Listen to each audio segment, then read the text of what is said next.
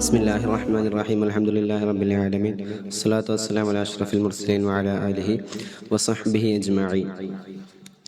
ആമുഖം. മാനവരാശിക്ക് സന്മാർഗ ദർശനമേകുക എന്നതായിരുന്നു ഓരോ പ്രവാചകന്മാർക്കും ഏൽപ്പിക്കപ്പെട്ട ധർമ്മം. പ്രബോധനമെന്ന ആ ധർമ്മം നടപ്പിലാക്കുവാനായി ഓരോ പ്രവാചകരുടെയും സമുദായം അവരെ ആദ്യം അംഗീകരിക്കേണ്ടതായി വന്നു.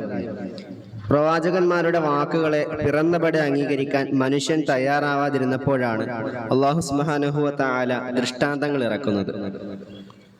മൂസാ നബി അലൈഹിസ്സലാമിന് വടി കൊടുത്തും കുഷ്ഠരോഗികൾക്കും മറ്റും ഈസാ നബി അലൈഹിസ്സലാമിലൂടെ ശമനമേകിയും ദാവീദ് നബി അലൈഹിസ്സലാമിന് ഇരുമ്പ് മൃദുലമാക്കി കൊടുത്തും മറ്റും ദൃഷ്ടാന്തങ്ങളെ മുഅ്ജിസത്തുകൾ എന്ന പേരിൽ അല്ലാഹു സുബ്ഹാനഹു വ തആല നിലനിർത്തി പോന്നു. എന്നാൽ നമ്മുടെ നബി സല്ലല്ലാഹു അലൈഹി വസല്ലമ തങ്ങൾക്ക് അല്ലാഹു സുബ്ഹാനഹു വ തആല ഇറക്കി കൊടുത്ത മുഅ്ജിസത്ത് മനുഷ്യരാശിക്ക് തന്നെ റഹ്മത്തായി ഇറക്കപ്പെട്ട ഖുർആനാണ്. അതുകൊണ്ട് തന്നെയാണ് അവിടുത്തെ ഏറ്റവും വലിയ നബി സല്ലല്ലാഹു അലൈഹി വസല്ലമ തങ്ങളുടെ ഏറ്റവും വലിയ മുഅ്ജിസത്ത്. ഈ ഒരു പേപ്പറിലൂടെ വിശുദ്ധ ഖുർആൻ എങ്ങനെയാണ് നബി സല്ലല്ലാഹു അലൈഹി വസല്ലമ തങ്ങളുടെ ഏറ്റവും മഹത്തായതും ശാശ്വതവുമായ മുഅ്ജിസത്തായി നിലകൊള്ളുന്നു എന്ന് പരിശോധിക്കുകയാണ് ചെയ്യുന്നത്.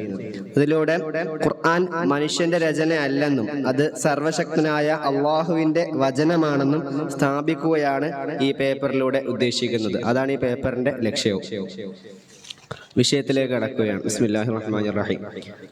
പൗരാണിക അസ്തിത്വമുള്ള എന്ത് കിട്ടിയാലും അതിന് എത്ര പ്രശസ്തമായതാണെങ്കിലും അതിനെ അളന്ന് കീറി മുറിച്ച് പരിശോധിക്കപ്പെടുന്ന ഇക്കാലത്ത് ഇസ്ലാമിന്റെ നിലനിൽപ്പ് ചോദ്യം ചെയ്യപ്പെടാത്ത വിധം എപ്രകാരമാണ് നിലനിൽക്കുന്നതെന്ന വിഷയം മനസ്സിലാക്കേണ്ട ഒരു കാര്യം തന്നെയാണ്. എല്ലാ കാലവും ഇസ്ലാം ഇവിടെ നിലനിന്ന് പോകുന്നത് പ്രബോധനവുമായി ഓരോ ജനതയിലേക്കും അയക്കപ്പെട്ട പ്രവാചകർ മൂലമായിരുന്നുവല്ലോ.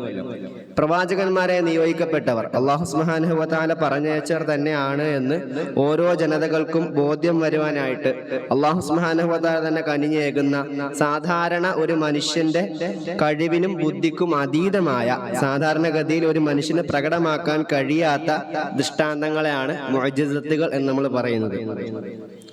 ഓരോ ജനതയിലും പ്രത്യക്ഷമാകുന്ന മുഅ്ജിസത്തുകളൊക്കെയും ആ സമുദായത്തിന്റെ അവസ്ഥക്കനുസരിച്ചുള്ള മുഅ്ജിസത്തുകളായിട്ടാണ് അല്ലാഹു സുബ്ഹാനഹു വ തആല ഒരുക്കിയിട്ടുള്ളത്.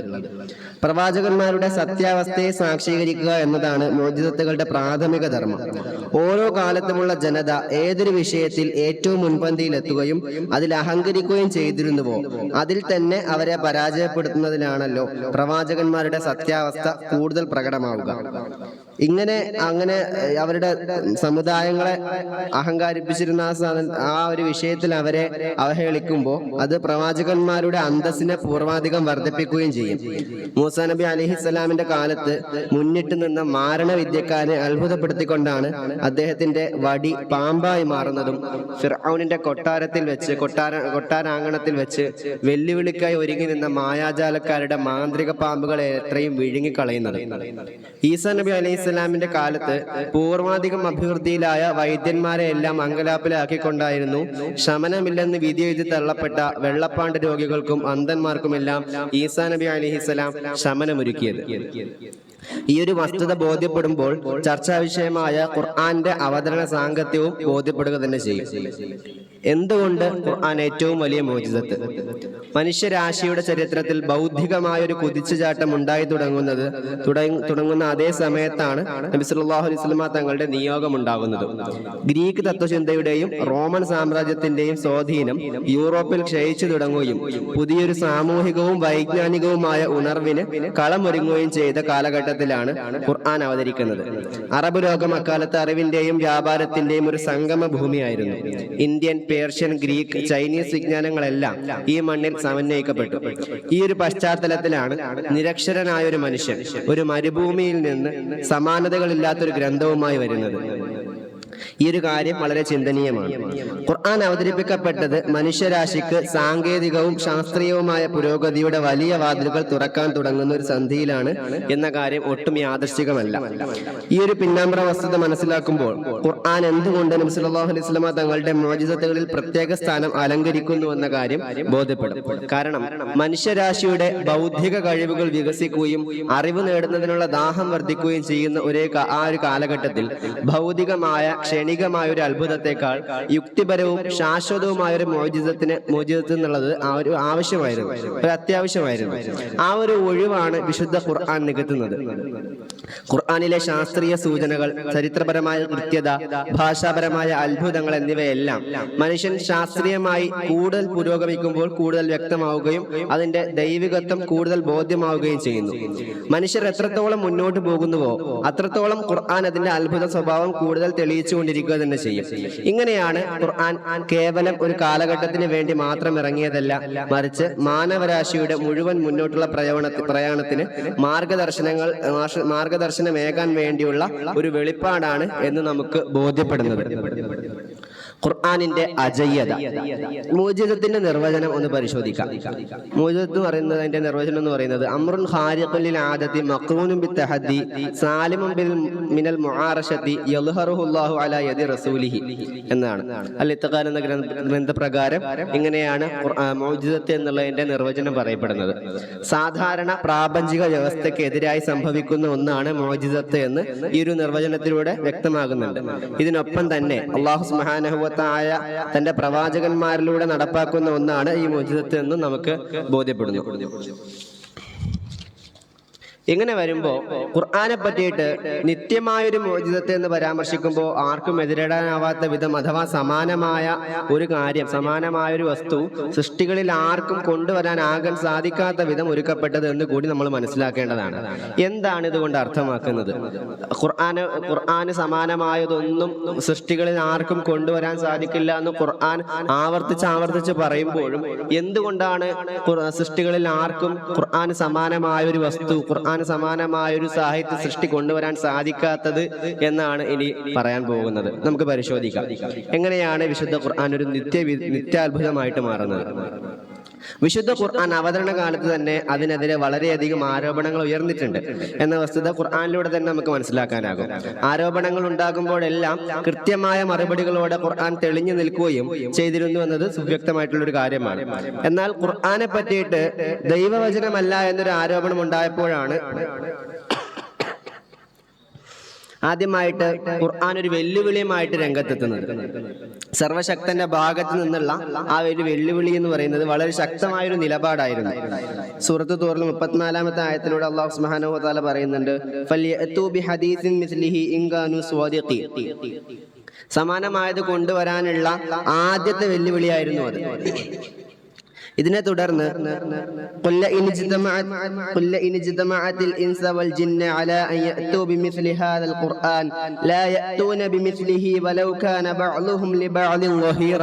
എന്ന് ഖുർആൻ പറയുന്നുണ്ട്.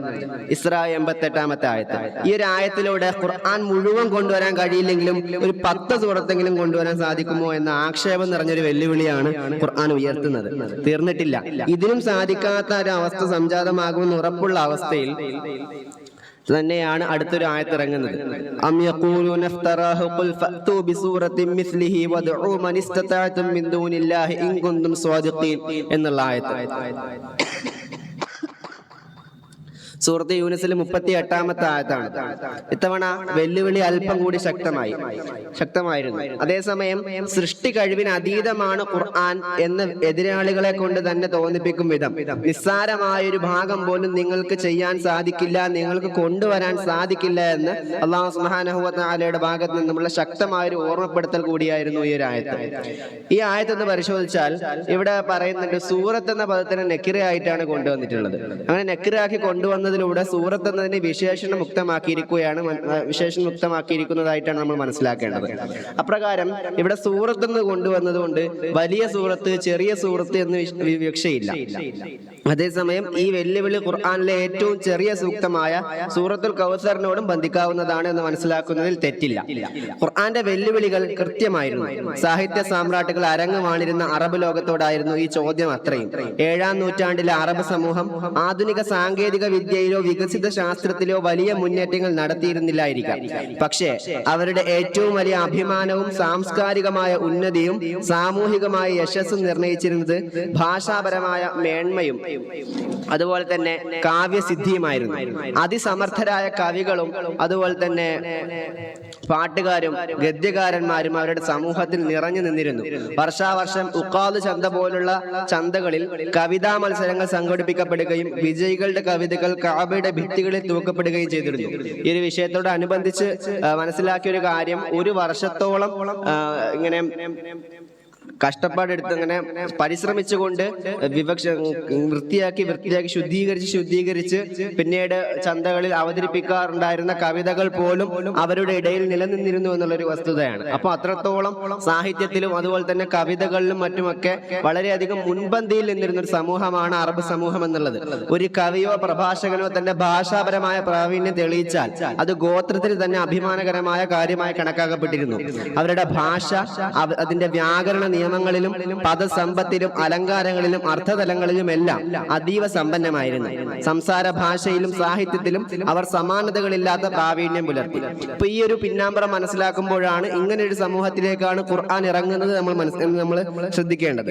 ഇത്തരമൊരു ഭാഷാപരമായ ഉന്നതിയുടെയും സാഹിത്യപരമായ മത്സര ബുദ്ധിയുടെയും പശ്ചാത്തലത്തിലാണ് നിരക്ഷരനായിട്ടുള്ള മുഹമ്മദ് നബി സല്ലല്ലാഹു അലൈഹി വസല്ലമ തങ്ങൾ ഖുർആനുമായിട്ട് കടന്നു വരുന്നത്. നബി സല്ലല്ലാഹു അലൈഹി വസല്ലമ തങ്ങൾ ഒരു കവിയോ ഒരു പ്രഭാഷകനോ ആയിരുന്നില്ല. സാഹചര്യങ്ങൾ ഇങ്ങനെയൊക്കെ ആയിരുന്നിട്ടും തനിക്ക് വഹിയായി ഇറങ്ങിയ ഖുർആൻ ദൈവവചനമാണെന്ന് എതിരാളികൾ സമ്മതിക്കാതെ വന്നപ്പോഴാണ് എങ്കിൽ നിങ്ങൾ അതിന് സമാനമായത് കൊണ്ടുവരിൻ എന്നുള്ള ശക്തമായിട്ടുള്ള വെല്ലുവിളി രൂപപ്പെടുന്നത്. ഈ ഒരു വെല്ലുവിളി അറബികളുടെ ഏറ്റവും വലിയ ശക്തി കേന്ദ്രത്തെയാണ് നേരിട്ടത്.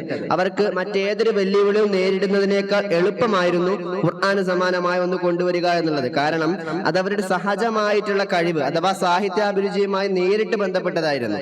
എന്നിട്ട് പോലും ആ വെല്ലുവിളി നേരിടുന്നതിൽ അവർ അമ്പെ പരാജയപ്പെട്ടു.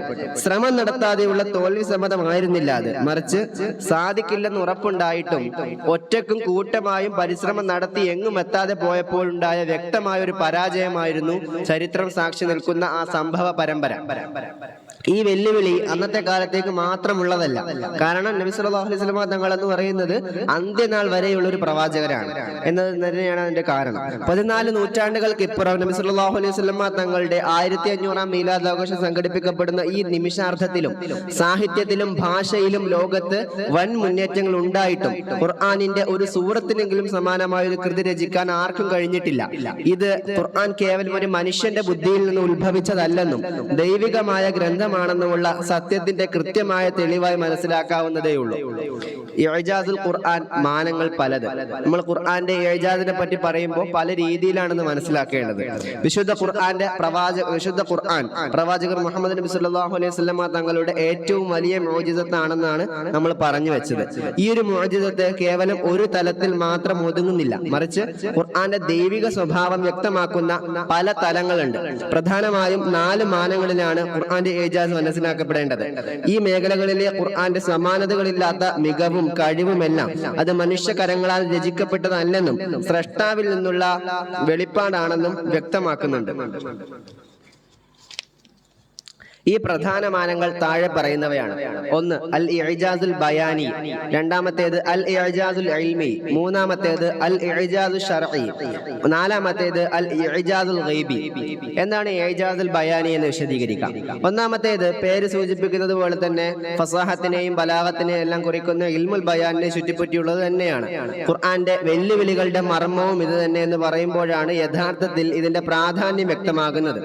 ഖുർആൻ ഒരു മഹത്തായ മുഅ്ജിസത്താണ് നാം കണ്ടുവല്ലോ. ഈ മുഅ്ജിസത്തിന്റെ ഏറ്റവും പ്രധാനപ്പെട്ട മാനം അതിന്റെ ഭാഷാപരമായ സൗന്ദര്യവും മികവുമാണ്. ഈ മികവിനെ മനസ്സിലാക്കുവാൻ അറബി ഭാഷാ സാഹിത്യത്തിലെ ഫസാഹത്ത് ബലാഗത്ത് എന്നീ 2 പ്രധാന ആശയങ്ങൾ നാം മനസ്സിലാക്കണം. ഫസാഹത്ത് എന്നത് വാക്കുകളുടെയും ശൈലികളുടെയും വ്യക്തതയെയും അവയുടെ തെളിഞ്ഞ രൂപത്തെയും സൂചിപ്പിക്കുന്നു. ഒരു വാക്കോ ശൈലിയോ ഫസാഹത്തുള്ളതാണെന്ന് പറയുന്നത് അത് കേൾക്കുവാൻ ഇമ്പമുള്ളതും ഉച്ചരിക്കാൻ എളുപ്പമുള്ളതും വ്യാകരണപരമായ തെറ്റുകളില്ലാത്തതും സാധാരണയായി ഉപയോഗിക്കുന്നതും വിചിത്രമല്ലാത്തതും ആകുമ്പോഴാണ്. അതായത് ഒരു വാക്ക് അല്ലെങ്കിൽ ഒരു വാക്യം അതിന്റെ ഘടനയിലോ ഉച്ചാരണത്തിലോ യാതൊരുവിധ സങ്കീർണതകളോ അവ്യക്തതകളോ ഇല്ലാതെ ശുദ്ധവും വ്യക്തവുമാകുമ്പോഴാണ് അത് ഫസാഹത്തുള്ളത്, ഫസീഹ് എന്ന് പറയുന്നത്. ഇനി ബലാഗത്ത് എന്നത് എന്താണെന്നാണ്. ബലാഗത്ത് എന്നത് കേവലം വാക്കുകളുടെ വ്യക്തതക്കപ്പുറം പ്രസംഗത്തിന്റെയോ എഴുത്തിന്റെയോ ഉദ്ദേശത്തെയും സന്ദർഭത്തെയും ഉൾക്കൊണ്ടുകൊണ്ട് ആശയങ്ങളെ ഏറ്റവും ഉചിതവും ഫലപ്രദവുമായ രീതിയിൽ അവതരിപ്പിക്കുന്നതിനെയാണ് പറയുന്നത്. ഇത് കേവലം വാക്കുകളുടെ സൗന്ദര്യമല്ല, നേരെ മറിച്ച് കേൾവിക്കാരന്റെ മനസ്സിൽ ആഴത്തിൽ സ്വാധീനം ചെലുത്താൻ സാധിക്കുന്ന തരത്തിൽ ഉദ്ദേശിച്ച ആശയം ഏറ്റവും വ്യക്തമായും സന്ദർഭോചിതമായും അവതരിപ്പിക്കുന്നതിലുള്ള വൈദഗ്ധ്യമാണ്. സാഹചര്യത്തിനും അഭിസംബോധന ചെയ്യുന്ന വ്യക്തിക്കും പറയാൻ ഉദ്ദേശിക്കുന്ന കാര്യത്തിനും അനുയോജ്യമായ രീതിയിൽ വാക്കുകളെയും വാക്യങ്ങളെയും വിന്യസിക്കുന്നതിലൂടെയാണ് ബലാഗത്ത് കൈവരുന്നത്. ഖുർആൻ ഫസാഹത്തിന്റെയും ബലാഗത്തിന്റെയും അങ്ങേയറ്റത്തെ നിലവാരം പുലർത്തുന്നു. അതിലെ ഓരോ വാക്കും ഓരോ വാക്യവും അങ്ങേയറ്റം വ്യക്തവും സുന്ദരവുമാണ്. ഇത് ഫസാഹത്തിനെ കുറിക്കുന്നു. അതേസമയം ഏറ്റവും സങ്കീർണമായ ആശയങ്ങളെയും നിയമങ്ങളെയും മാനുഷിക വികാരങ്ങളെയും അവയുടെ സന്ദർഭത്തിനും ശ്രോതാവിനും ഏറ്റവും അനുയോജ്യമായ രീതിയിൽ ഹൃദയങ്ങളിൽ ആഴത്തിൽ സ്വാധീനം ചെലുത്തുന്ന വിധത്തിൽ അവതരിപ്പിക്കപ്പെടുന്നു. ഇത് പരിശുദ്ധ ഖുർആൻ ഷരീഫ് ബലീഗാണെന്നതിനെ സംബന്ധിച്ചുള്ളതാണ്. നൂറ്റാണ്ടുകളായി ഭാഷാശാസ്ത്രജ്ഞരും സാഹിത്യകാരന്മാരും ഖുർആനിന്റെ ഭാഷാപരമായ മേന്മയെക്കുറിച്ച് പഠിക്കുകയും ഗവേഷണം നടത്തുകയും ചെയ്തിട്ടുണ്ട്. ഇതിലെ ഫസാഹത്തും ബലാഗത്തും ഏതൊരു മനുഷ്യരചനയെയും അതിർലംഘിക്കുന്നതാണെന്ന് അവർ ഏകകണ്ഠമായി സമ്മതിക്കുന്നുമുണ്ട്. ഖുർആൻ അവതരണ കാലത്തും ഖുർആന്റെ ഭാഷാപരമായ അമാനുഷികത അംഗീകരിക്കപ്പെട്ടിട്ടുണ്ട്. ഖുർആനെ പറ്റിയിട്ട് എതിരാളികൾ പറഞ്ഞത് ഇത് മാരണമാണ്, ജിന്നുകൾ നിർമ്മിച്ചതാണ് എന്നെല്ലാമായിരുന്നു. മനുഷ്യർക്ക് ഇത്രയും പൂർണ്ണത ഉണ്ടാകില്ല, ഭാഷാപരമായിട്ടുള്ള ഇത്രയും പൂർണ്ണത ഉണ്ടാകുന്ന ഒരു വസ്തു മനുഷ്യർക്ക് ഉണ്ടാക്കാൻ കഴിയില്ല എന്നുള്ളതിന്റെ ഒരു സമ്മതമാണ് അപ്പോൾ നമ്മൾ കേട്ടത്. ഫസാഹത്തിന്റെയും ബലാഗത്തിന്റെയും ഈ സമന്വയം ഒത്ത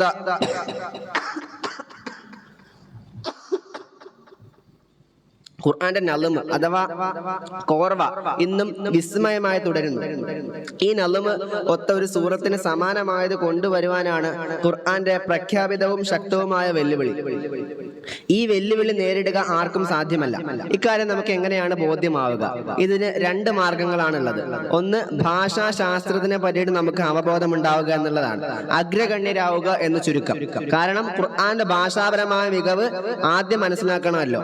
ഇപ്പോ ഖുർആന്റെ ഭാഷാപരമായ മികവ് മനസ്സിലാക്കുവാൻ തക്ക അഗ്രഗണ്യരാവുക എന്നുള്ളത് ഒരു ചെറിയ വെല്ലുവിളിയല്ല. ഖുർആന്റെ വെല്ലുവിളി അതിലെ ഏറ്റവും ചെറിയ സൂറത്തായ സൂറത്തുൽ കൗസറിനോട് ബന്ധിക്കുന്നതായിട്ട് നേരത്തെ ഞാൻ സൂചിപ്പിച്ചുവല്ലോ.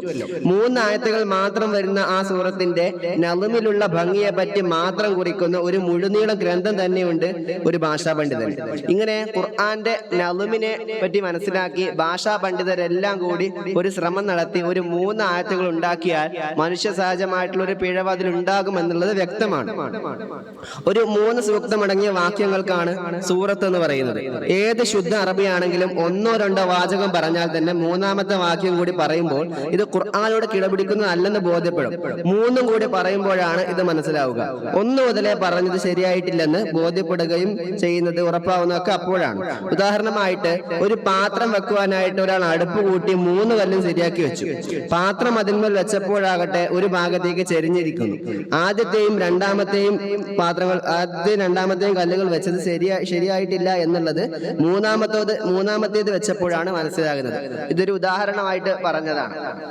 ബലാഗിയായ രൂപത്തിൽ ഇക്കാര്യം നമുക്ക് ബോധ്യമാകുന്നില്ല എന്നുണ്ടെങ്കിൽ 2-ാമത്തെ മാർഗമാണ് സ്വീകരിക്കേണ്ടത്, അഥവാ ചരിത്ര പരിശോധന നടത്തുക. ഭാഷയിലും ഭാഷാശാസ്ത്രത്തിലും കണ്ണഞ്ചിപ്പിക്കുന്ന മുന്നേറ്റം നടത്തിയവരൊക്കെയും കഴിഞ്ഞു പോയെങ്കിലും ഇതുവരെ അങ്ങനെ ഒരു ശ്രമവും ഫലം കണ്ടിട്ടില്ല എന്നത് തന്നെ ഖുർആന്റെ ബയാനിയായി ഇജാസിനെ മനസ്സിലാക്കുവാൻ ധാരാളമാണ്. 2-ാമത്തെ മാനം അൽ ഇജാസുൽ ഇൽമിയ്യ. മറ്റെവിടെയും ഇല്ലാത്ത വിജ്ഞാനങ്ങളിലേക്ക് ഖുർആൻ വിരൽ ചൂണ്ടുന്നു എന്നുള്ളതാണിത്. ഇവിടെ പ്രത്യേകം നാം ശ്രദ്ധിക്കേണ്ട ഒരു വസ്തുത നിലനിൽക്കുന്നുണ്ട്. ഏകദേശം 6000-ലധികം സൂക്തങ്ങളുള്ള ഖുർആന്റെ ഏകദേശം 750-ലധികം സൂക്തങ്ങൾ, ആയത്തുകൾ പ്രാപഞ്ചിക പ്രതിഭാസങ്ങളും ശാസ്ത്രീയ അറിവുകളുമായി ബന്ധപ്പെട്ടിട്ടുള്ളതാണ്. അതിനർത്ഥം ഖുർആൻ ശാസ്ത്ര ഗ്രന്ഥമാണ് എന്നല്ല. നേരെ മറിച്ച് ഖുർആൻ ഭാഷയോ സാഹിത്യമോ ചരിത്രമോ പഠിപ്പിക്കുവാൻ വന്ന ഗ്രന്ഥമല്ലാത്തത് എന്നതുപോലെ തന്നെ ഒരു ശാസ്ത്രീയ ഗ്രന്ഥവുമല്ല. എന്നാൽ അതിൽ ഭാഷയും സാഹിത്യവും ചരിത്രവും ഉള്ളതുപോലെ തന്നെ ശാസ്ത്രവുമുണ്ട്. മറ്റൊരർത്ഥത്തിൽ പറഞ്ഞാൽ ചരിത്ര വിരുദ്ധമോ പൂർണ്ണാർത്ഥത്തിൽ തെളിയിക്കപ്പെട്ട പ്രാപഞ്ചിക ശാസ്ത്രീയ സത്യങ്ങൾക്ക് വിരുദ്ധമോ ആയ പരാമർശങ്ങൾ ഖുർആനിൽ ഉണ്ടാകില്ല എന്നുള്ളത് ഖുർആന്റെ തന്നെ സാക്ഷ്യമാണ്, വെല്ലുവിളിയാണ്, അതിന്റെ കാലഹരണപ്പെടാത്ത ദിവ്യത്വത്തിന്റെ തെളിവുമാണ്. ഖുർആനിലെ ശാസ്ത്രീയത എന്ന തരത്തിൽ മുഅ്ജിസത്തിന് മാനം നൽകേണ്ടതില്ല. ഇവിടെ ശ്രദ്ധയും വിവേകവും ആവശ്യമാണ്. ഖുർആൻ ഒരു ശാസ്ത്രീയ പാഠപുസ്തകമായിട്ട് വ്യാഖ്യാനിക്കപ്പെടേണ്ടതില്ല തന്നെ, മറിച്ച് അതിന്റെ അവതരണ കാലഘട്ടത്തിൽ അറിവില്ലാതിരുന്ന വിഷയങ്ങളെ കുറിച്ചുള്ള സൂചനകൾ നൽകുന്നതിലൂടെ ഖുർആന്റെ ദൈവികതയും അതിന്റെ സൃഷ്ടാവിന്റെ അറിവിന്റെ വിശാലതയുമാണ് ഊന്നി പറയപ്പെടുന്നത്. മനുഷ്യന്റെ ശാസ്ത്രീയമായിട്ടുള്ള അറിവ് വർദ്ധിക്കും തോറും ഖുർആന്റെ സത്യസന്ധതയും അതിന്റെ ഓരോ സൂക്തത്തിലും അടങ്ങിയിരിക്കുന്ന അഗാധമായ ജ്ഞാനവും കൂടുതൽ വ്യക്തമാകുന്നു. ഇത് ഖുർആൻ കേവലം ഒരു കാലഘട്ടത്തിൻ്റെതല്ല, മറിച്ച് എല്ലാ കാലഘട്ടങ്ങൾക്കുമുള്ള ഒരു ദൃഷ്ടാന്തമാണ് എന്ന് തെളിയിക്കുന്നുണ്ട്. വിശുദ്ധ ഖുർആൻ തേനീച്ചകളെ കുറിച്ച് നടത്തിയ പരാമർശം ഇതിനോട് ചേർത്ത് വായിക്കാവുന്നതാണ്. സൂറത്തുൻ നഹ്ലിൽ അല്ലാഹു സുബ്ഹാനഹു വ തആല പറയുന്നുണ്ട്, വഔഹാ റബ്ബുക ഇലൻ നഹ്ലി അനിത്തഖിദി മിനൽ ജിബാലി ബുയൂതൻ വമിനശ് ശജരി വമിമ്മാ യഅരിശൂൻ ثم كلي من كل الثمرات فاسلكي سبل ربك ذللا يخرج من بطونها شراب مختلف ألوانه فيه شفاء للناس إن في ذلك لآية لقوم يتفكرون. നഹ്ൽ സൂറത്തിലെ 68ഉം 69ഉം ആയത്തുകളാണിത്. ഈ ആയത്തുകളിൽ തേനീച്ചകളോട് സംസാരിക്കുവാൻ അല്ലാഹു സുബ്ഹാനഹു വ തആല ഉപയോഗിച്ചിരിക്കുന്ന അറബി പദങ്ങൾ ശ്രദ്ധേയമാണ്.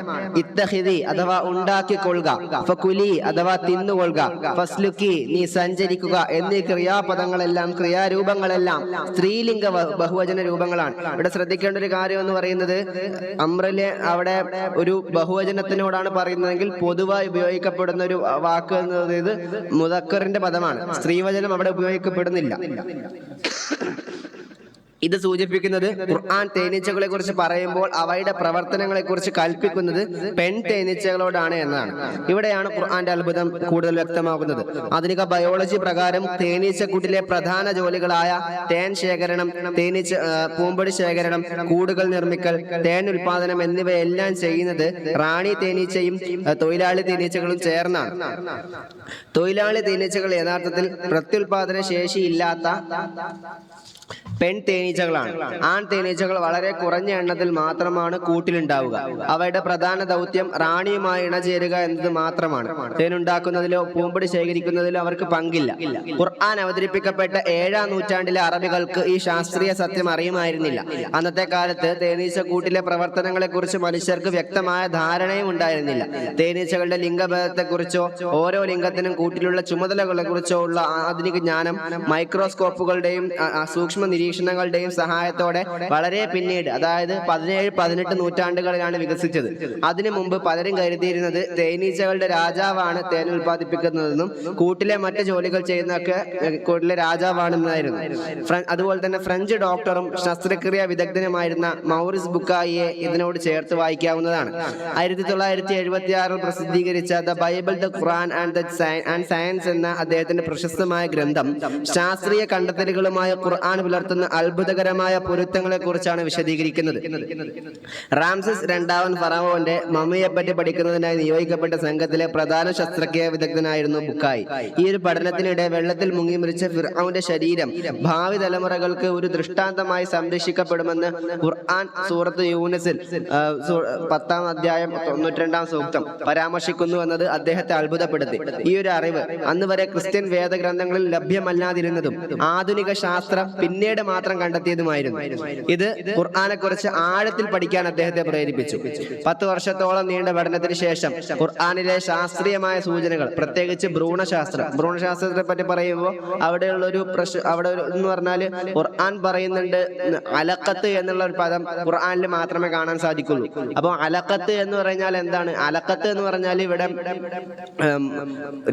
മാംസക്കട്ട ആകുന്നതിന് മുമ്പുള്ള മനുഷ്യന്റെ ഭ്രൂണത്തിന്റെ അവസ്ഥയാണ്. മനുഷ്യ മനുഷ്യൻ ഗർഭപാത്രത്തിൽ കിടക്കുമ്പോൾ ഒരു മാംസക്കട്ടയായിട്ട് രൂപപ്പെടുന്നതിന് മുമ്പ് ഒരു രക്തക്കട്ടയായിട്ട് രൂപപ്പെടും. ആ ഒരു അവസ്ഥ ഉണ്ടാകും എന്നുള്ളത് ഒരു ഭ്രൂണത്തിന്റെ കൃത്യമായ വളർച്ചയും അതിന്റെ അവസ്ഥയും മറ്റുമെല്ലാം വിശദമായി പറയുന്നത് ഖുർആനിൽ മാത്രമേ ഉള്ളൂ. നേരെ മൗറിസ് ബുക്കായി ഒരു ഖുർആനെ പറ്റിയിട്ട് പഠിക്കുമ്പോൾ അലക്കത്ത് എന്നുള്ള പദം അദ്ദേഹത്തെ ഹഠാത് ആകർഷിച്ചു. അങ്ങനെ അദ്ദേഹം അറബി ഭാഷയിൽ അഗ്രഗണ്യനാവുകയും അപ്പോൾ അദ്ദേഹത്തിന് അങ്ങനെയാണ് കൂടുതൽ ഖുർആനെ പറ്റിയിട്ട് മനസ്സിലാകുന്നത് അലക്കത്ത് എന്നുള്ള ഒരു പദത്തിനെ സംബന്ധിച്ച്. അതുപോലെ തന്നെ മറ്റു പല കാര്യങ്ങളും ഇതിനോട് അനുബന്ധമായിട്ട് പറയാറുണ്ട്. പ്രപഞ്ചശാസ്ത്രം, ജലചക്രം തുടങ്ങിയിട്ടുള്ള വിഷയങ്ങളിൽ. ജലചക്രം എന്ന് പറയുമ്പോൾ ഖുർആൻ പറയുന്നുണ്ട്, ഖുർആനിലൂടെ ഒരു സൂചന ലഭിക്കുന്നുണ്ട് എങ്ങനെയാണ് മഴ ഉണ്ടാകുന്നത് എന്നുള്ളത്. അതായത് നീരാവി പൊങ്ങി മേഘങ്ങളിൽ നിന്നും മേഘങ്ങൾ ഘനീഭവിച്ച് പിന്നെ മേഘങ്ങളിൽ നിന്നുമാണ് മഴ ഉണ്ടാകുന്നത് എന്നുള്ളൊരു വാട്ടർ സൈക്കിൾ നമ്മൾ പഠിക്കുന്ന ആ വാട്ടർ സൈക്കിളിനെ പറ്റിയിട്ട് കൃത്യമായിട്ടുള്ളൊരു സൂചന ആദ്യം നൽകുന്നത് ഖുർആനാണ്. ഈ ഒരു ശാസ്ത്രവുമായിട്ടുള്ള ഈ ഒരു പൊരുത്തവും മറ്റുമൊക്കെ അദ്ദേഹത്തെ നിരീക്ഷിക്കുകയും ബൈബിളിലെ പല ഭാഗങ്ങളും ശാസ്ത്രത്തിന് വിരുദ്ധമായി നിലകൊള്ളുമ്പോൾ ഖുർആൻ അത്ഭുതകരമായ വിധം ശാസ്ത്രത്തോട് സാമ്യത പുലർത്തുന്നു എന്ന വസ്തുത അദ്ദേഹം ലോകത്തോട് തന്റെ ഗ്രന്ഥങ്ങളിലൂടെ വിളിച്ചു പറഞ്ഞുകൊണ്ടേയിരുന്നു. നൂറ്റാണ്ടുകൾക്ക് മുമ്പ് ഇത്തരം വിവരങ്ങൾ സ്വന്തമായി രചിക്കുക സാധ്യമല്ലെന്നും ഖുർആൻ ദൈവികമാണെന്നുമുള്ള അദ്ദേഹത്തിന്റെ ആഹ്വാനത്തിൽ ലോകത്തിന്റെ പല ഭാഗത്തു നിന്നുമുള്ള ഖുർആനിക ചർച്ചകൾക്ക് മികച്ച സ്വാധീനമുണ്ടായി. അപ്പോൾ അതിനുശേഷം ബുക്കായിസം എന്നുള്ള പേരിൽ അദ്ദേഹത്തിന്റെ അതേയൊരു ഖുർആനും ശാസ്ത്രവുമായിട്ട് ഇങ്ങനൊരു ബന്ധമുണ്ട്. അപ്പോൾ ഖുർആൻ ദൈവിക ഗ്രന്ഥമാണ്, ഖുർആൻ ഒരിക്കലും നബി സല്ലല്ലാഹു അലൈഹി വസല്ലം തങ്ങളുടെ സൃഷ്ടിയല്ല എന്നുള്ള നിലക്കുള്ള ആ ഒരു സത്യത്തിനോട് ചേർന്ന് നിൽക്കുന്ന ആ ഒരു ചിന്തയും ആശയധാരകളൊക്കെ ആയിട്ട് ബുക്കായിസം എന്നുള്ള പേരിലൊരു ഇസൊക്കെ ഉണ്ടായിട്ടുണ്ട്. അപ്പോൾ അതൊക്കെ അദ്ദേഹം ഖുർആനെ പറ്റിയിട്ട് പഠിച്ചപ്പോൾ ആ പഠിച്ചതിന്റെ അതിന്റെ ഒരു ഫലമായിട്ടുണ്ടായ ആഫ്റ്റർ എഫക്റ്റ് ആണ്. ഇതുപോലെ ഫിർഔനുമായിട്ട് ബന്ധപ്പെട്ട് ഹാമാൻ എന്നയാളെ ഖുർആനിൽ മാത്രമേ കാണാൻ സാധിക്കുന്നുള്ളൂ. ബൈബിളിൽ ഇങ്ങനെ ഒരു വിവരണമില്ല. എന്നാൽ ഈജിപ്റ്റോളജി പഠനങ്ങളുടെ ഭാഗമായി ഇതിനെ സംബന്ധിച്ച വിവരങ്ങൾ കണ്ടെടുക്കപ്പെട്ടുവെന്ന് ചില പണ്ഡിതർ അഭിപ്രായപ്പെടുന്നുണ്ട്. ഖുർആനിലെ ശാസ്ത്രീയമെന്ന് വിളിക്കപ്പെടാവുന്ന സൂക്തങ്ങളെല്ലാം ഇത്തരത്തിൽ സൂക്ഷ്മ നിരീക്ഷണം നടത്തിയാൽ സൂക്ഷ്മമായിട്ട് വായിക്കപ്പെടാവുന്നതാണ്. എന്നാൽ അത് മറ്റൊരു അർത്ഥത്തിൽ മനസ്സിലാക്കാൻ സാധിക്കും. ആഴക്കടലിലെ ഇരുട്ടിനെ പറ്റിയിട്ട് തിരമാലകളെ കുറിച്ചൊക്കെയുള്ള ആയത്തിനെ ഒരാൾക്ക് കാൽപ്പനിക ഉപമയായിട്ട് വായിക്കാൻ കഴിയുമെങ്കിൽ മറ്റൊരാൾക്ക് ആ പ്രയോഗങ്ങളിലെ ശാസ്ത്രീയത കണ്ടെത്തുവാൻ സാധിക്കും. അത് തന്നെയാണ് നൂറ്റാണ്ടുകളായിട്ടും പറ്റാത്ത ഖുർആന്റെ സൗന്ദര്യവും. പിന്നീട് പറയുന്നത് ഇഅ്ജാസ് ശർഈ എന്നുള്ളതാണ്. ശർഈയായ ഖുർആന്റെ ഇഅ്ജാസ് എന്നുള്ളത്. വിശുദ്ധ ഖുർആൻ കേവലം ഒരു ആത്മീയ ഗ്രന്ഥമോ സന്ദേശമോ മാത്രമല്ല, മനുഷ്യരാശിയുടെ ജീവിതത്തിന് സമഗ്രമായൊരു നിയമവ്യവസ്ഥയും അഥവാ ശരീഅത്തും അതുപോലെ തന്നെ ധാർമ്മികമായിട്ടുള്ള ചട്ടക്കൂട് നൽകുന്നത് കൂടിയാണ്. ഖുർആൻ വ്യക്തി ജീവിതം, കുടുംബ ബന്ധങ്ങൾ, സാമൂഹിക ഇടപെടലുകൾ, സാമ്പത്തിക ഇടപാടുകൾ, നീതിന്യായം, ഭരണകൂടം, യുദ്ധം, സമാധാനം എന്നിങ്ങനെ മനുഷ്യന്റെ എല്ലാ ജീവിത മേഖലകളെയും സ്പർശിക്കുന്നു. ഇവിടെ പറയാനുള്ള കാര്യം എന്ന് പറയുന്നത് ബൈബിൾ എന്നുള്ള ഗ്രന്ഥത്തിനെ പറ്റിയിട്ട് നമുക്കറിയാം. ബൈബിളിൽ ഈ ഒരു ശരീഅത്തിന്റെ പോലെ തന്നെ ഒരു മനുഷ്യനോട് കൽപ്പനയുണ്ട്, ഇങ്ങനെ ഇന്ന രൂപത്തിൽ ജീവിക്കണം എന്നുള്ള ഒരു കാര്യം. പക്ഷെ ബൈബിളിൽ പറയുന്ന പോലെയുള്ള ഒരു നിയമമല്ല ഇവിടെ നടപ്പിലാകുന്നത്. നേരെ മറിച്ച് നിയമങ്ങൾ ഇവിടെ നടപ്പിലാക്കുവാനായിട്ട് ഒരാളുണ്ട്. അവിടെ കത്തോലിക്ക സഭ അംഗീകരിക്കുന്ന പോപ്പുണ്ട്. അതേപോലെ തന്നെ എന്നാൽ നേരെ മറിച്ച് ഒരു സമുദായം ആ പോപ്പിനെ അംഗീകരിക്കാത്തവരായിട്ടുമുണ്ട്. അപ്പോൾ നിയമനിർമ്മാണത്തിനായിട്ടൊരു നിയമദാതാവ് നിലനിൽക്കുന്ന ഒരു അവസ്ഥയാണ് അവർക്കുള്ളത്. നേരെ മറിച്ച് ഖുർആനെ സംബന്ധിച്ച് നോക്കുകയാണെന്നുണ്ടെങ്കിൽ ഇവിടെ നിയമദാതാവില്ല. നേരെ മറിച്ച് നമുക്ക് പുതിയ നിയമങ്ങൾ എടുക്കുക എന്നുള്ളതാണെങ്കിൽ ഇജ്തിഹാദാണ് അവിടെ മാർഗം. അപ്പോൾ അതാണ് ഖുർആന്റെ ഇജാസായിട്ട് പറയപ്പെടുന്നത്. ഖുർആനിലുള്ള നിയമങ്ങൾ വളരെയധികം ശർഈയായിട്ട് കൃത്യമായിട്ടും വിവരിക്കപ്പെടുമ്പോൾ അതിൽ നിന്നും നമ്മൾ ഇജ്തിഹാദ് ചെയ്തുകൊണ്ട് മറ്റു നിയമങ്ങൾ രൂപപ്പെടുത്തുന്നുണ്ട്. നിയമങ്ങളൊക്കെ നമുക്ക് മനസ്സിലാക്കാൻ കഴിയുന്നുണ്ട്. അതേസമയം നിയമദാതാവ് എന്നുള്ള ആ ഒരു കോൺസെപ്റ്റ് ഇസ്ലാമിലില്ല.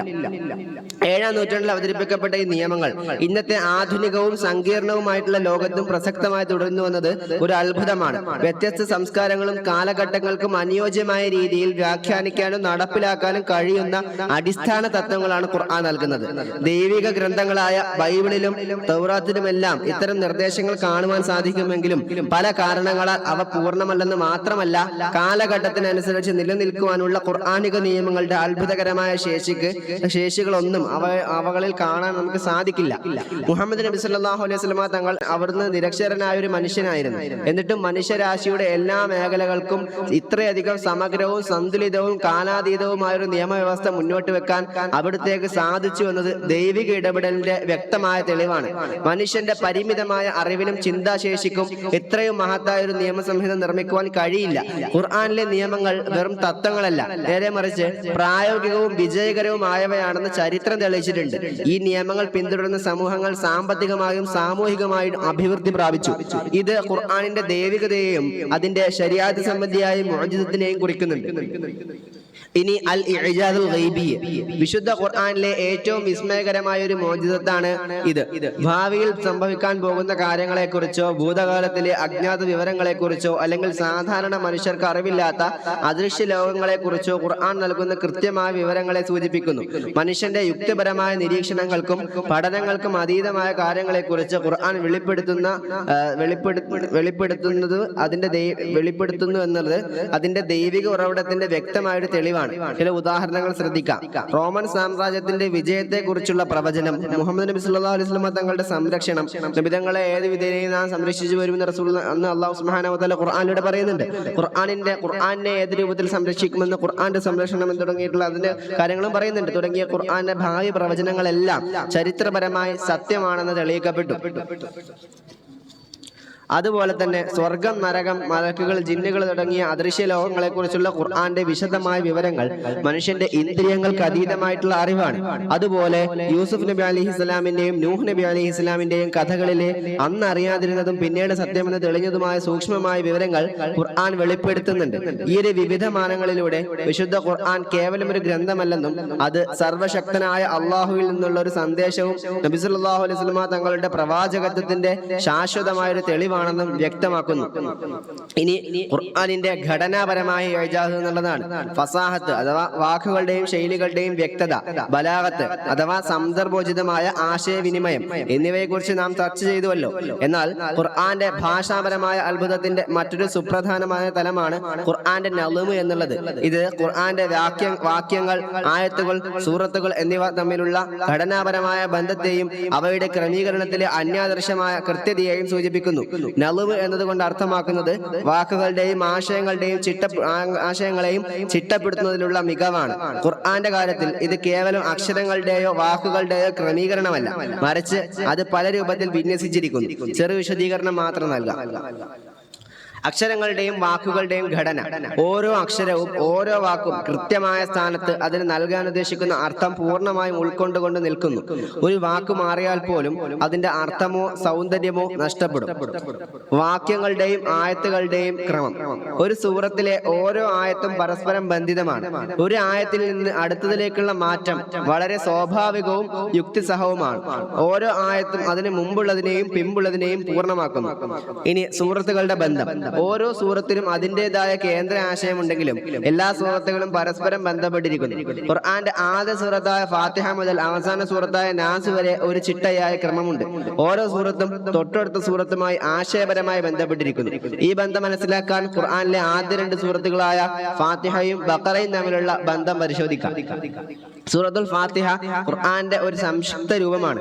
ഇതിൽ അള്ളാഹുവിനെ സ്തുതിക്കുകയും മാർഗദർശനത്തിനായി അവനോട് അപേക്ഷിക്കുകയും ചെയ്യുന്നത്. ഇഹ്ദിന സിറാത്തൽ മുസ്തഖീം സിറാത്തൽ ലദീന അൻഅംത അലൈഹിം ഗൈറിൽ മഗ്ദൂബി അലൈഹിം വലദ്ദാല്ലീൻ എന്ന് 6-7 ആയത്തുകളിലൂടെ പറയുന്നത്. ഈ പ്രാർത്ഥനയോടെയാണ് ഫാത്തിഹ അവസാനിക്കുന്നത്.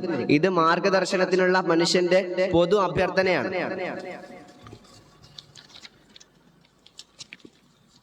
ഫാത്തിഹയിലെ പ്രാർത്ഥനയുടെ ഉത്തരമെന്ന നിലയിലാണ് സൂറത്തുൽ ബഖറ ആരംഭിക്കുന്നത്.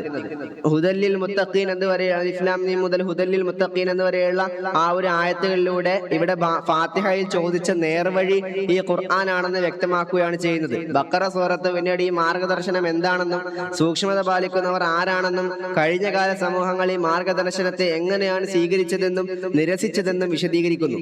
ഈ ആന്തരിക ബന്ധം ഖുർആന്റെ മൊത്തത്തിലുള്ള ഒരു ഏകത്വത്തെയും സമഗ്രതയെയുമാണ് സൂചിപ്പിക്കുന്നത്. എന്തുകൊണ്ട് ഖുർആന്റെ നളുമ്? ഖുർആൻ അള്ളാഹുവിൽ നിന്നുള്ളതാണെന്നതിനുള്ള തെളിവുകളിൽ ഏറ്റവും പ്രധാനപ്പെട്ടതാണ് ഖുർആന്റെ നളുമ്. ഇതിന് പല കാരണങ്ങളുണ്ട്. ഒന്ന്, അവിശ്വസനീയമായ ഒത്തിണക്കമാണ്. ഖുർആൻ 23 വർഷം കൊണ്ട് വ്യത്യസ്ത സാഹചര്യങ്ങളിലും വ്യത്യസ്ത വിഷയങ്ങളെക്കുറിച്ചും വ്യത്യസ്ത സംഭവങ്ങളോടുള്ള പ്രതികരണമായിട്ട് അവതരിച്ചതാണ്. എന്നിട്ടും ഇതിലെ ഒരു ആയത്തോ സൂറത്തോ തമ്മിൽ യാതൊരു വൈരുദ്ധ്യവുമില്ല. ഒരു മനുഷ്യൻ ഇത്രയും ദീർഘമായ കാലയളവിൽ ഇത്രയധികം വിഷയങ്ങളെക്കുറിച്ച് ഇത്രയും കൃത്യവും അന്യൂനവുമായ ഒരു ഗ്രന്ഥം യാതൊരു ക്രമക്കേടും കൂടാതെ രചിക്കുവാൻ സാധിക്കുകയില്ല തന്നെ. രണ്ടാമത്തേത് ശൈലിയുടെയും ഉള്ളടക്കത്തിന്റെയും പൂർണ്ണതയാണ്. നളുമ് ഖുർആന്റെ ഭാഷാപരമായ സൗന്ദര്യത്തെയും ആശയപരമായ ആഴത്തെയും സൂചിപ്പിക്കുന്നു, ഒരുമിപ്പിക്കുന്നു. വാക്കുകളുടെയും വാക്യങ്ങളുടെയും ക്രമീകരണം കേവലം ഭാഷാപരമായ സൗന്ദര്യത്തിന് വേണ്ടിയുള്ളതല്ല, മറിച്ച് അതിന്റെ ആഴത്തിലുള്ള അർത്ഥങ്ങളെയും നിയമങ്ങളെയും ഏറ്റവും ഫലപ്രദമായി അവതരിപ്പിക്കുന്നതിന് കൂടി വേണ്ടിയാണ്. അനുകരണീയമല്ലാത്ത മാതൃകയാണ് മൂന്നാമത്തെ കാര്യം. ഖുർആന്റെ നളുമ് ലോക സാഹിത്യത്തിൽ സമാനതകളില്ലാത്തതാണ്. അതിന്റെ ഘടനാപരമായ പൂർണ്ണതയും ഓരോ ഭാഗവും തമ്മിലുള്ള അഗാധമായ ബന്ധവും മനുഷ്യന്റെ അനുകരണ ശ്രമങ്ങളെ പരാജയപ്പെടുത്തി. ഖുർആനിന് സമാനമായ ഒന്ന് കൊണ്ടുവരാൻ ശ്രമിച്ചവരെല്ലാം അതിന്റെ ഈ ഘടനാപരമായ വൈശിഷ്ട്യത്തിന് മുന്നിൽ പകച്ചുപോയി. ഖുർആന്റെ നളുമ് ഖുർആന്റെ ഓരോ അക്ഷരത്തിലും വാക്കുകളിലും ആയത്തുകളിലും സൂറത്തുകളിലും അല്ലാഹു സുബ്ഹാനഹു വ തആലയുടെ അറിവിന്റെയും ജ്ഞാനത്തിന്റെയും മുദ്ര പതിഞ്ഞിരിക്കുന്നു എന്നതിനുള്ള തെളിവാണ്. ഇത് കേവലം മനോഹരമായ വാക്കുകളുടെ കൂട്ടമല്ല, നേരെ മറിച്ച് അതിസൂക്ഷ്മമായി ചിട്ടപ്പെടുത്തിയ ഓരോ ഭാഗവും പരസ്പരം താങ്ങും തണലുമായി നിൽക്കുന്ന ഒരു അത്ഭുതകരമായ ഘടനയാണ്. ഇനി മറ്റ് സവിശേഷതകളാണ്. ഒന്നാമത്തേത് ഖുർആന്റെ സംരക്ഷണം. ഇപ്പൊ നമ്മൾ ഇത്രയും നേരം പ്രധാനപ്പെട്ട ഖുർആൻ മുജിദത്താണ്, ഖുർആൻ ഇജാസ് ഉണ്ട് എന്ന് പറയുമ്പോൾ അതിനെപ്പറ്റി നമ്മൾ ഏറ്റവും ആദ്യം ശ്രദ്ധിക്കേണ്ട പൊതുവായിട്ടുള്ള ഘടകങ്ങളെ പറ്റിയാണ് സംസാരിച്ചത്. ഇനി അതുപോലെ തന്നെ മറ്റ് സവിശേഷതകളും ഖുർആനുണ്ട്. ഖുർആന്റെ സംരക്ഷണം. ഖുർആൻ അതിന്റെ അവതരണ കാലം മുതൽ ഇന്ന് വരെ ഒരു മാറ്റവുമില്ലാതെ സംരക്ഷിക്കപ്പെട്ടിരിക്കുന്നു എന്നുള്ളത് ഒരു മഹത്തായ അത്ഭുതമാണ്. മറ്റ് പഴയ വേദഗ്രന്ഥങ്ങൾ പലതും കാലക്രമേണ തിരുത്തലുകൾക്കും കൂട്ടിച്ചേർക്കലുകൾക്കും വിധേയമായപ്പോൾ ഖുർആൻ അതിന്റെ പൂർണ്ണതയിൽ നിലനിന്നു. ഈ നിലനിൽപ്പിന് പല തലങ്ങളുണ്ട്. ഓർമ്മപ്പെടുത്തലിലൂടെയുള്ള സംരക്ഷണം അഥവാ ഹിഫ്ള്. മുഹമ്മദ് നബി സല്ലല്ലാഹു അലൈഹി വസല്ലം തങ്ങൾക്ക് ഖുർആൻ വെളിപ്പെടുത്തിയ ഉടൻ തന്നെ അവിടെ നിന്ന് മനഃപ്പാഠമാക്കുകയും അനുചരന്മാരെ പഠിപ്പിക്കുകയും ചെയ്തു. ലക്ഷക്കണക്കിന് ആളുകൾ തലമുറകളായി ഖുർആൻ മനഃപ്പാഠമാക്കി. അതാണ് ഹിഫ്ള് എന്നുള്ള ഒരു മാനത്തിലൂടെ നമ്മൾ ഖുർആന്റെ സംരക്ഷണം മനസ്സിലാക്കുമ്പോൾ. അതുപോലെ തന്നെ രേഖാമൂലമുള്ള സംരക്ഷണം. വഹി എഴുതുന്നവർ അഥവാ കാത്തിബുൽ വഹി എന്ന ഒരു സംഘം വെളിപ്പാടുകൾ ലഭിക്കുന്ന മുറക്ക് അത് എഴുതി വെച്ചു. പ്രവാചകരുടെ മരണശേഷം ഇത് മുസ്ഹഫ് എന്ന നിലയ്ക്ക് ക്രോഡീകരിക്കപ്പെടുകയും ഗ്രന്ഥരൂപത്തിലാവുകയും ചെയ്തു. ഇനി ഇസ്നാദ് സമ്പ്രദായം. ഖുർആന്റെയും ഹദീസുകളുടെയും പ്രസരണം ഓരോ തലമുറയിലും ആരിലൂടെയാണ് ലഭിച്ചതെന്ന് വ്യക്തമാക്കുന്ന ഇസ്നാദ് അഥവാ നിവേദന ശൃംഖല സമ്പ്രദായം. ഇസ്നാദ് സമ്പ്രദായം ലോകത്ത് മറ്റേത് ഗ്രന്ഥത്തിനും ഇല്ലാത്ത പ്രത്യേകതയാണ്. ഈ സംരക്ഷണം ഖുർആനിന്റെ ദൈവികമായ ഉറവിടത്തിന്റെ ശക്തമായ തെളിവാണ്. കാരണം അള്ളാഹു തന്നെ ഖുർആനെ സംരക്ഷിക്കുമെന്ന് ഖുർആനിലൂടെ പ്രഖ്യാപിച്ചിട്ടുണ്ട്. ഹിജ്ർ സൂറത്തിൽ 9-ാമത്തെ ആയത്ത്. അതുപോലെ തന്നെ രണ്ടാമത്തെ ഒരു സവിശേഷത എന്ന് പറയുന്നത് സമഗ്രവും സംയോജിതവുമായിട്ടുള്ള സാഹിത്യമാണ് ഖുർആൻ എന്നുള്ളതാണ്. ഖുർആന്റെ ശൈലി കവിതയല്ല, നേരെ മറിച്ച് വെറും ഗദ്യവുമല്ല. അതിൻ്റെതായ ഒരു താളവും രാഗവും ഒഴുക്കൊക്കെ ഉണ്ട് ഖുർആൻ. ഇത് കേൾക്കുന്നവരെയും വായിക്കുന്നവരെയും അതിന്റെ ഉള്ളടക്കത്തിലേക്ക് ആവാഹിക്കുന്ന ഖുർആന്റെ ഒരു പ്രത്യേകതയാണ്. ഒരേ സമയം ലളിതവും എന്നാൽ ആഴത്തിലുള്ളതുമായ വാക്യഘടന ഖുർആന്റെ സവിശേഷതയാണ്. വൈവിധ്യമാർന്ന വിഷയങ്ങൾ ഒരേ ശൈലിയിൽ കൊണ്ടുവരിക എന്നുള്ളതാണ് മൂന്നാമത്തെ സവിശേഷത.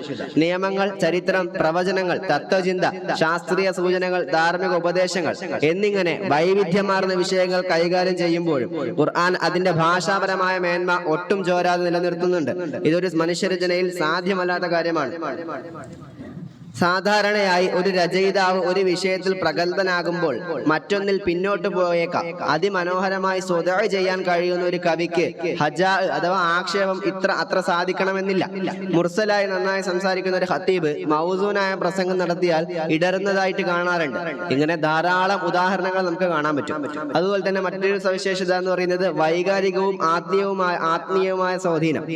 ഖുർആൻ കേവലം വിവരങ്ങൾ നൽകുകയോ നിയമങ്ങൾ പഠിപ്പിക്കുകയോ മാത്രമല്ല ചെയ്യുന്നത്, അത് മനുഷ്യന്റെ ആത്മാവിനെയും വികാരങ്ങളെയും ആഴത്തിൽ സ്പർശിക്കുന്നു. ഇത് വായിക്കുന്നവരുടെയും കേൾക്കുന്നവരുടെയും ഹൃദയങ്ങളിൽ ഭയഭക്തിയും പ്രത്യാശയും സമാധാനവും അനുസരണയും നിറയ്ക്കുന്നു. പലരും ഖുർആന്റെ കേവലമായ പാരായണം കേട്ട് ഇസ്ലാം സ്വീകരിക്കുന്നതിന് ചരിത്രത്തിൽ നിരവധി ഉദാഹരണങ്ങളുണ്ട്. അഞ്ചാമത്തെ സവിശേഷത, ഖുർആനെ പോലെ ഫസാഹത്തും സാരോപദേശങ്ങളും ലളിത സാരങ്ങളും ശക്തമായ ഫായിദകളും നിറഞ്ഞു നിന്ന് ദൈർഘ്യമേറുന്നതിനോടൊപ്പം ഉടനീളം ബലാഗത്ത് സൂക്ഷിക്കുകയും ചെയ്ത മറ്റൊരു കൃതി അറബികൾക്കില്ല. ചില തത്വജ്ഞാനികൾ ഏതാനും ചിലത് പറയുന്നു, ചില കവികൾ ഏതാനും ചില കവിതകൾ രചിക്കുന്നു. എന്നിങ്ങനെ മാത്രമേ നാം കാണുന്നുള്ളൂ. അവ തന്നെ ദൈർഘ്യമേറുമ്പോൾ ഒരുപാട് ഭംഗം വരുന്നതായും കാണുന്നു. ഇതും ഖുർആന്റെ മാത്രം സവിശേഷതയാണ്. ആറാമത്തേത്, ഫസ്ല് വസ്ല് ഖരീബ് ബഈദ് തുടങ്ങിയവയിൽ ഏറ്റ വ്യത്യാസമുണ്ടാവുക എന്നുള്ളത് ഏത് സാഹിത്യകാരന്റെയും രീതിയാണ്. പ്രസിദ്ധ കവിയായ ബുഹ്തുരി നസീബിൽ നിന്ന് മദീഹിലേക്ക് നീങ്ങിയാൽ കവിതയുടെ ഭംഗി നഷ്ടപ്പെട്ടുവെന്ന് കാവ്യലോകം പൊതുവിൽ വിലയിരുത്താറുണ്ട്. എന്നാൽ ഖുർആനിൽ ഇவ்வித കുറവുകളൊന്നും തന്നെ കാണാൻ സാധിക്കുന്നില്ല. ഏഴാമത്തേത്, ഖുർആൻ അറബികളുടെ കലാമിൽ പൊതുവെയുള്ള ഇസ്തിആറത്ത്, തസ്രീഹ്, തഹ്ഖീഖ് തുടങ്ങിയ എല്ലാ സങ്കേതങ്ങളും ഖുർആനിലും വന്നിട്ടുണ്ട്. എന്നിട്ടും മറ്റ് കലാമിനേക്കാൾ അത് ഉയർന്നു തന്നെ നിലകൊള്ളുന്നു. ഇനി നിലവിൽ നിലനിൽക്കുന്ന പരിചിതമായ ആശയങ്ങൾക്ക് വേണ്ടി പദങ്ങൾ തിരഞ്ഞെടുക്കലും അതിൽ മനോഹാരിത ഉണ്ടാക്കലും പൊതുവിൽ സാധിക്കുന്ന കാര്യമാണ്. എന്നാൽ ഖുർആൻ പുതിയൊരു ശരീഅത്തും പുതിയൊരു ജീവിത നിഷ്ഠയും പുതിയ കാര്യങ്ങളുമാണ് സംസാരിക്കുന്നത്. എന്നിട്ടും അത്ഭുതകരമായ ശൈലി അതിന്റെ പദവിന്യാസത്തിൽ അടക്കം നിലനിൽക്കുന്നു.